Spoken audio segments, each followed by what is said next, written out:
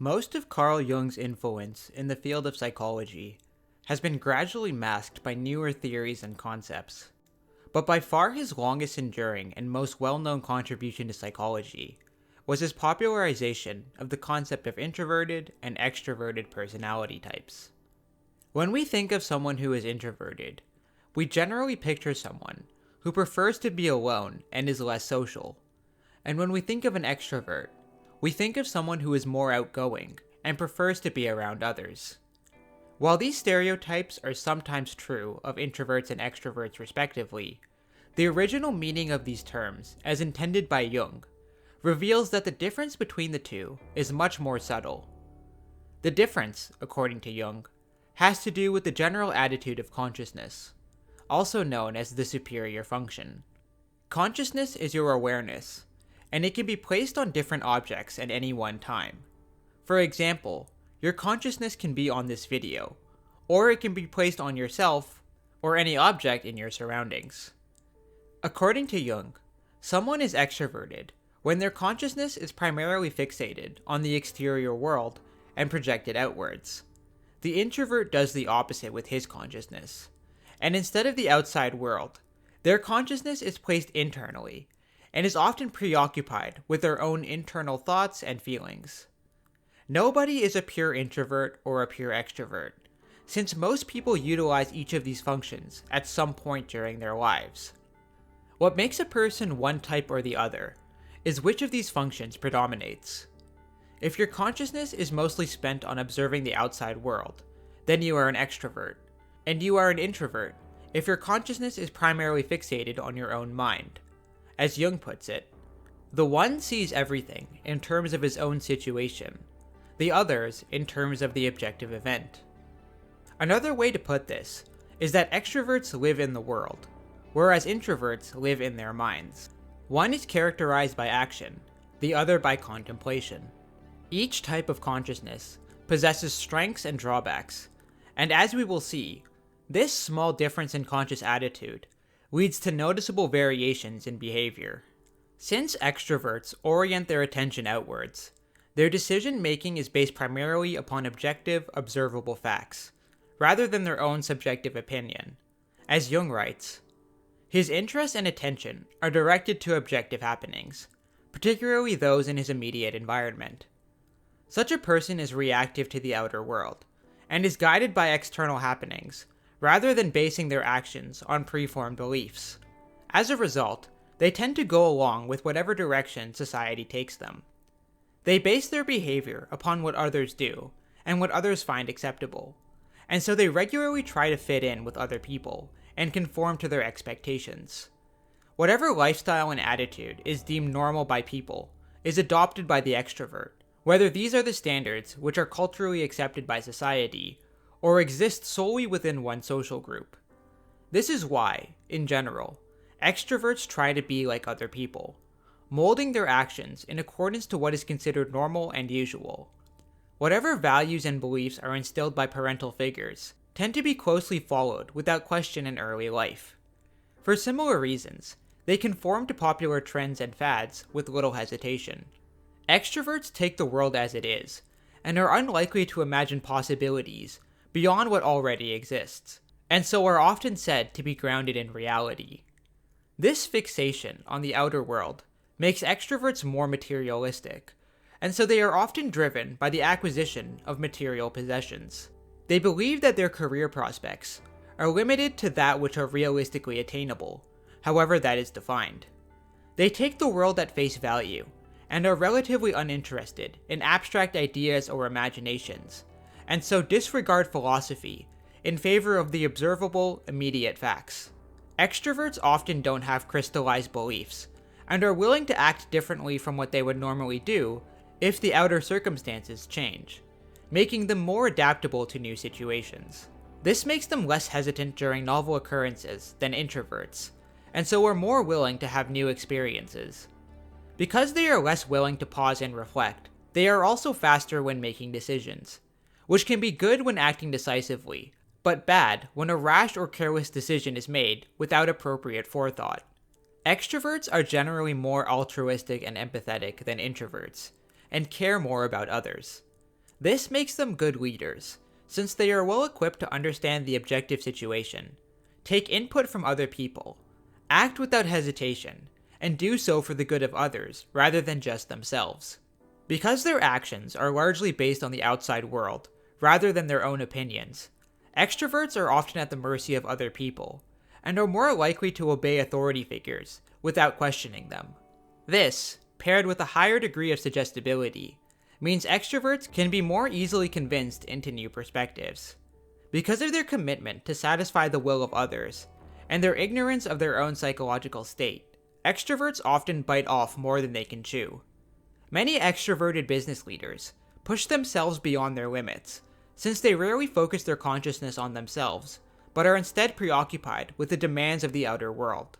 By following general trends, extroverts may do things without considering their own desires. Neurotic extroverts tend to be relatively unaware of themselves, and don't know their own personalities very well, rarely even reflecting upon their own motivations. Extroverts often make the mistake of disregarding their own unconscious motivations and biases, since they are relatively convinced that they are acting in an objective manner, when really any number of unconscious instincts and motivating factors may be at play. They may also be overly concerned of what others think about them, and so feel constant pressure to be impressive in the face of others, or to perpetually conform to their standards. Introverts, in contrast to extroverts, are significantly more individualistic. Because their consciousness is oriented inwards, they spend more time thinking and reflecting, rather than acting. Introverts are often characterized by a constant attempt to differentiate themselves from others, and emphasize their own uniqueness. Whereas extroverts try to act like other people, introverts try to make themselves stand out in contrast to the norm, and are generally reluctant to blindly follow what other people do. As Jung writes, crowds, majority views, public opinion, popular enthusiasm never convince him of anything, but merely make him creep still deeper into his shell. Because of this, introverts try to avoid being influenced by others, which results in an aversion to large social gatherings and a general preference to be alone. Introverts often form strong crystallized beliefs, which are more rigid and therefore more unshakable. The introvert bases his decisions upon his own internal opinion rather than the objective facts, and so tries to act according to his preconceived belief schema. These beliefs are imposed upon every situation, as the introvert attempts to apply his or her established doctrines to every new encounter. Essentially, once an introvert forms a belief, he attempts to make everything he observes conform to this belief, only breaking whenever the ego becomes deflated. For example, an introvert may solidly believe that people are only motivated by money, and so may try to explain all human behavior as an extension of this principle, only giving it up if he encounters a situation which is at variance with this belief. As a result, introverts have more stalwart moral principles, and are more likely to use morality as a criterion when making a decision, generally sticking to their established moral beliefs, whether or not these are accepted by everyone. Introverts are more reserved, and are less likely to fully express what they think, since they often hold their own opinion in high regard, and so try to shield it from others in an attempt to preserve their individuality. They tend to be more skeptical of societal norms, and will often question things which are ordinarily accepted by everyone else blindly. Introverts are oftentimes more interested in abstract concepts and imagining idealizations of reality. Introverts tend to be more creative, because they aren't limited to the objective world, and are able to imagine possibilities beyond what exists directly in front of them, and so their way of thinking is better equipped to discover new inventions or produce forms of artistic expression. Introverts are more reflective than extroverts, and tend to think about a situation for longer, potentially leading to indecisiveness and passivity, but they may ultimately make better decisions. The individualistic attitude of the introvert causes him to see himself as unique relative to everyone else. Because of this, introverts often fall into the trap of believing in their own superiority, and so often deal with having an inflated sense of ego, and the typical defensiveness which accompanies this.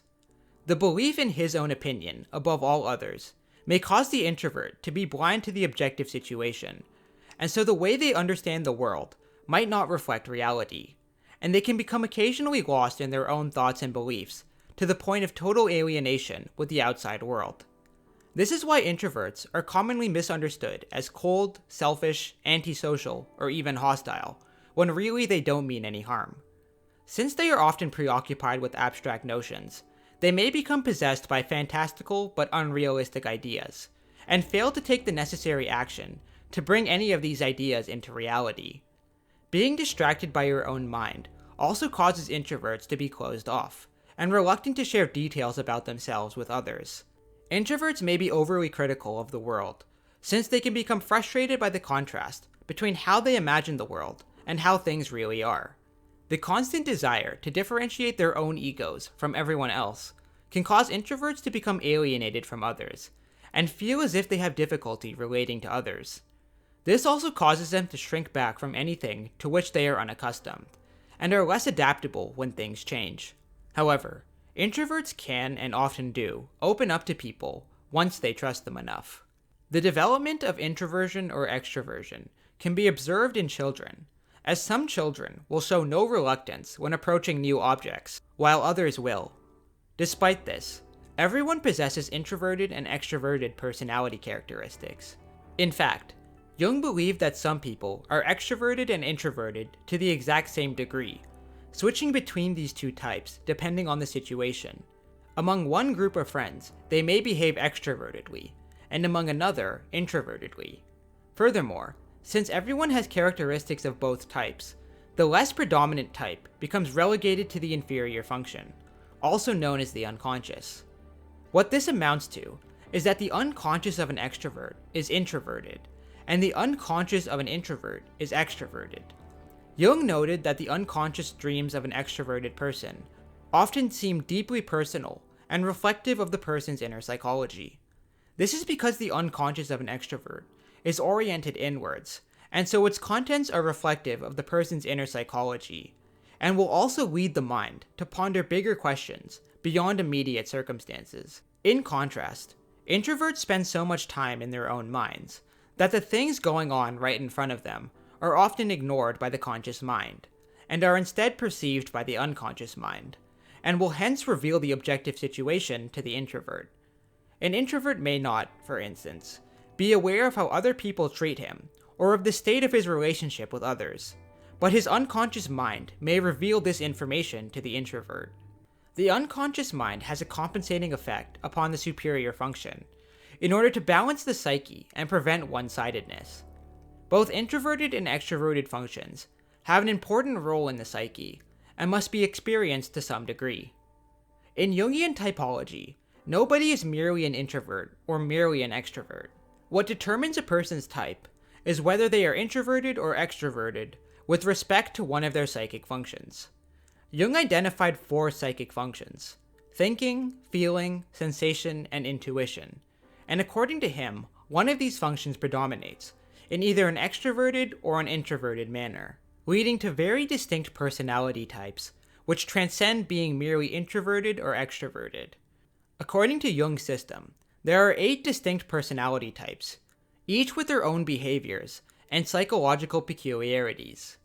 In upcoming videos, we will examine each of these types in detail, so that you can discover which type you belong to, and know yourself, or something, I guess.